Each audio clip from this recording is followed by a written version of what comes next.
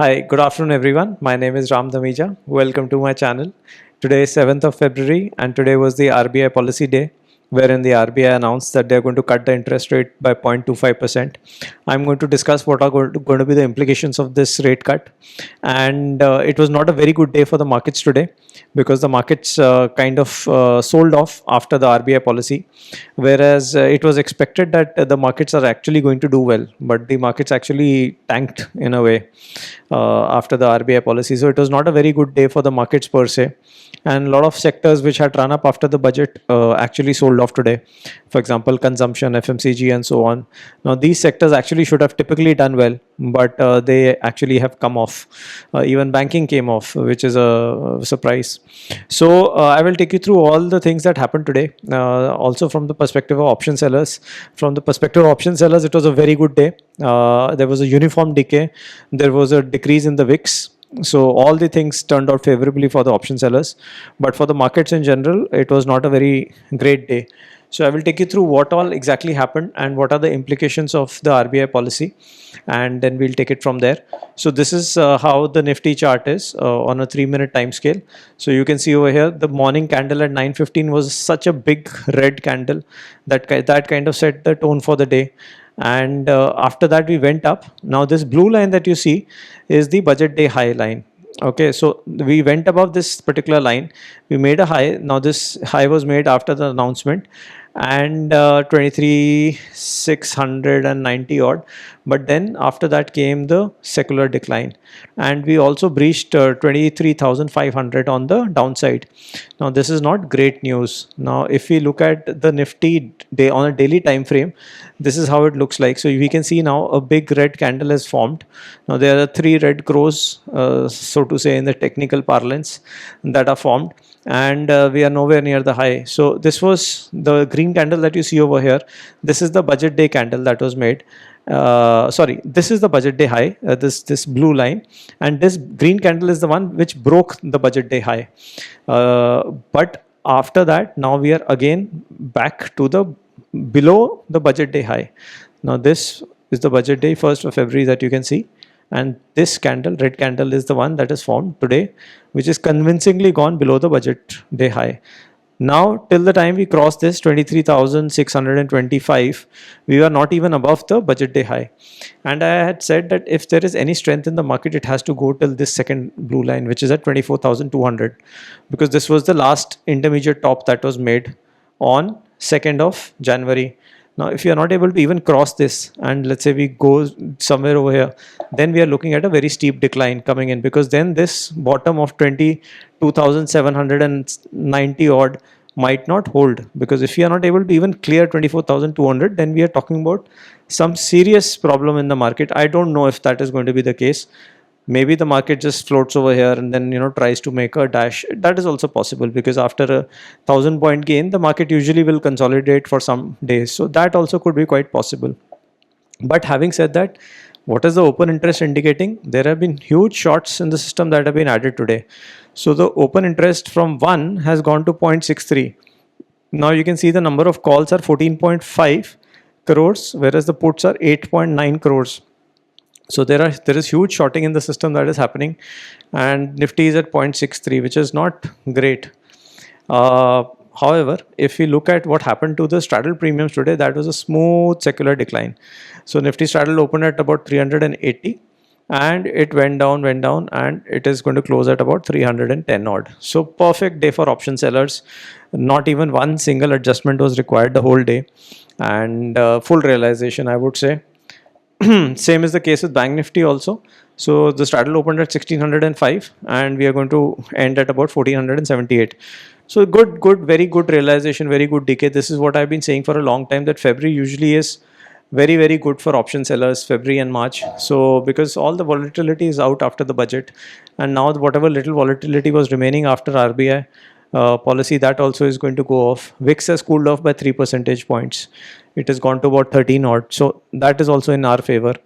So I'm expecting that that February should be good. And after today, if let's say today the PNL holds, then it's going to already within the first 7 days, first week, it's going to be a very good month for option sellers. Now let's come to how the indices have behaved today. VIX is the top loser, 3% down. As I had said, we are in the 13th range now, which is very good. FMCG, surprise is down minus 1.4. Media is down. Energy is down. Financial services down. That is one that was leading the bull charge for some days. Banks are down, which is very strange. IT is down. MNC is down, small cap is down, PSC is down, everything is down today except for an odd pharma, odd auto, and an odd metal. Everything is down. So the reaction to the RBI policy has not been great. Maybe the 0.25 was already factored in, and hence there has been no positive surprise. Now, if you look at where the indices are from their 52-week high, Nifty is leading this recovery and it is only down minus 7%, and so is IT and pharma. Now IT and pharma are also linked with the dollar, so our currency is weakening every day. We are now at 87.5, so of course these two sectors are going to do well. Banking, which has not done anything for many years, is now probably showing some signs of revival, so it is again lesser than Nifty. Nifty is at minus 10.7. It had made a low of 13.5, so we are 3% off the lows. But if you look at small cap, mid cap, they are both now more fallen more than Nifty, and so are the other names like autos, FMCG, and media, PSE. All they are in the minus 25% range, and they are not coming back. PSU banks minus 23%. So nothing is working in these names, and also the momentum names are down minus 22%, which is not very good news. Now coming to what is the RBI policy implication for this rate cut. I had written a small thread on Twitter. You can go and read this thread. So I'll just quickly take you through what is the implication of RBI policy, and then I will come to what is in store for the next week. So as I had written that RBI repo rate got cut from 6.5 to 6.25. Now how does it impact all the sectors? I will quickly take you through. For the banks, the effect on the borrowing cost goes down for the banks, and hence all your home loans, auto loans, business loans, etc. Reduce, and so also the higher liquidity in the banking system is good for the banking system as a whole. So that is a favorable impact of reduction of repo rates. Now, what does it mean for consumers? As I have said, that consumer loans are going to come down, auto loans are going to come down. A 0.5% cut would mean about 500 to 1000 rupees per lakh for a 20-year home loan. So that is going to be substantial savings for the consumer. What does it mean for the currency? For the currency, it means that there is going to be further depreciation of the currency.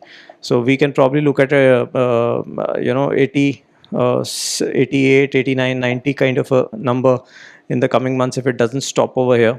What does it mean for inflation? It means that inflation typically has been seen to go higher with the rate cuts, because in 1920, as I have written, that the CPI inflation actually went to from 3 to 7.6% with the rate cuts. And what does it mean for the stock market? For the stock market, it is positive, because higher liquidity in the system means higher allocation to businesses, and hence higher multiples. So it is usually considered to be good for the markets. What does it mean for the GDP? There is a boost of 0.2 to 0.4% over the next 12 to 18 months for GDP. So a rate cut is always preferred, and a rate cut is always desired by the markets, because it creates a positive impact for everyone. Now coming to how today was, I have already spoken about it, that today was actually good for option selling, and I mean, I think I will be ending at about 1.2 to 1.3% for the day, and with that I think the Feb number is going to be, I think, higher than 3.5% in the first 7 days itself. So it's not going to continue, I know that, and next week probably we are going to see a double side stop loss coming anytime. But the start has been fantastic for February, and I hope that it continues. Now where do we go from here next week? My worry is, if there is something that we don't know about, which comes in, some announcement, some international disturbance, some local factor that we haven't factored in, then it could mean something which is very negative for the markets. But otherwise, if nothing comes in, and if it is all status quo is maintained, then it should be an uneventful week. But after today's decay, which has been quite substantial, there are going to be a couple of days in the market which are going to be troublesome. So we have to be prepared for that. And as I have said before, that please keep a daily stop loss, because whatever you have earned on one day, should be the maximum that you should be able to lose, or maximum couple of days of earning, not more than that. Because let's say if you lose 1 week of earning, then it puts you back by 2 weeks, because 1 week you'll lose in just recovering that, and 1 week you're already lost, so you're back by 2 weeks. So ensure that your maximum stop losses are not more than a couple of days of profit. And on good days like today, you should try to maximize your earnings as much as possible.